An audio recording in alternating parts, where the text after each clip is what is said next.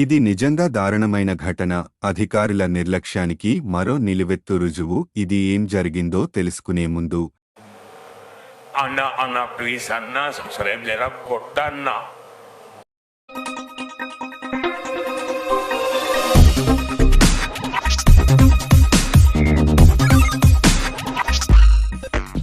ఇది నిజంగా దారుణమైన ఘటన.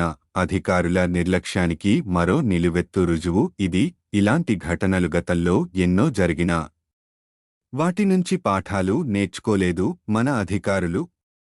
ఐసీయూలో పేషెంట్ ప్రాణాలకే రక్షణ లేకపోతే ఇక వాళ్లకు భరోసా ఇచ్చేది ఎవరు? గతంలో వరంగల్ ఎన్జీఎం, ఇప్పుడు కామారెడ్డి జిల్లా ఆస్పత్రి పేరు మారిందంతే, మిగతాదంతా సేమ్ టు సేమ్.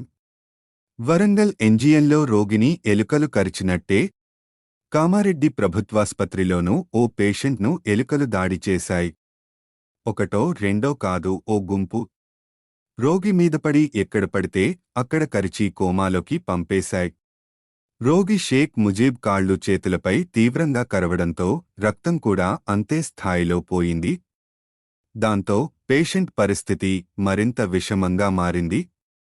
ఇక్కడ ట్విస్ట్ ఏంటంటే, రోగి బంధువులు గమనించి చెప్పేవరకు ఎలుకలు కరిచిన సంగతి అక్కడి సిబ్బందికి తెలియకపోవడం. తీవ్ర రక్తస్రావంతో పేషెంట్ కండిషన్ సీరియస్గా మారినా అక్కడ పట్టించుకున్న నాథుడే లేకుండా పోయాడు.